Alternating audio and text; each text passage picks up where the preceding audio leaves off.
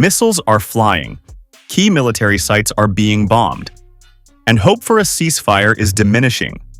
Hopes of another ceasefire between the United States and Iran have suffered a major setback.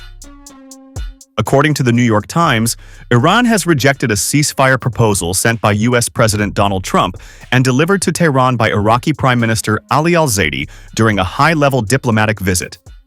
Iranian and Iraqi officials, speaking anonymously because of the sensitivity of the talks, said Tehran dismissed the proposal, arguing that it failed to address the core dispute over control of the Strait of Hormuz. Al-Zaidi traveled to Tehran just days after meeting President Trump at the White House. During his visit, he held talks with Iranian President Masoud Pezeshkian, Parliament Speaker and Chief Negotiator Mohammad Bagher Ghalibaf, and Foreign Minister Abbas Araghchi. While the full details of the American proposal remain undisclosed, Iranian officials reportedly described it as the only offer presented during the mediation effort. Tehran rejected what it viewed as a temporary ceasefire that would leave the future of the Strait of Hormuz unresolved, a waterway through which roughly one-fifth of the world's seaborne oil passes, making it one of the most strategically important maritime choke points on the planet. Speaking on Iranian state television, Foreign Minister Abbas Araghchi acknowledged that the Iraqi leader shared his impressions from Washington, but insisted that Iran was not looking for additional mediators. Araghchi declared that the issue was not communication between capitals, but what he called America's illogical, greedy, and controlling approach. He also reiterated Iran's long-standing position that it would not accept pressure while military operations continued. The diplomatic breakdown comes as military tensions continue to escalate. The United States has now carried out strikes against Iranian military targets for a 13th consecutive day.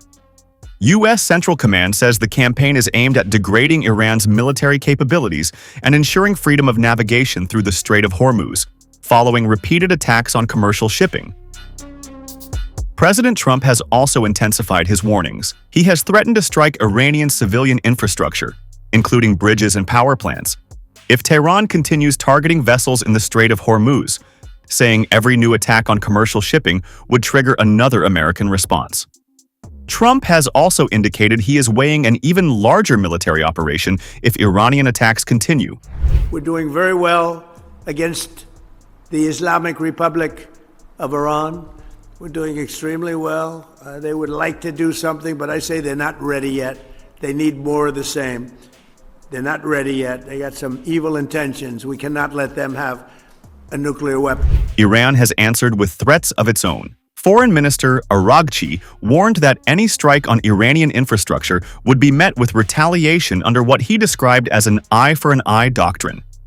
U.S. Secretary of State Marco Rubio responded with an even sharper message, saying President Trump believes in a head for an eye, underscoring Washington's increasingly aggressive posture. Guys, I saw Araghchi, their foreign minister, who the other day say or something about their policies, an eye for an eye. The president's policy is a head for an eye. I mean, honestly, that's what it's going to be. I mean, they will pay a very heavy price for the things they're doing. They're already paying a very heavy price. You guys don't know it because you don't cover it. You're not in Iran. You're not in the street. They don't have a free media. But they're going to continue to pay a very heavy price. Their industrial base has been decimated. Their defense industrial base has been decimated. They're losing launchers. They're losing radars every single night. They are suffering billions of dollars in damage, and their economy is a disaster. Meanwhile, Iran has continued launching drones toward U.S. military installations across the Gulf, while Washington says its operations will continue until maritime security is restored. With diplomacy stalled, military operations expanding, and both sides hardening their positions over the Strait of Hormuz, the prospects for an immediate ceasefire appear increasingly remote. The latest developments suggest that the conflict is entering a more dangerous phase, one where negotiations are giving way to escalation. If you like this video, then like, share and subscribe to Mirror Now.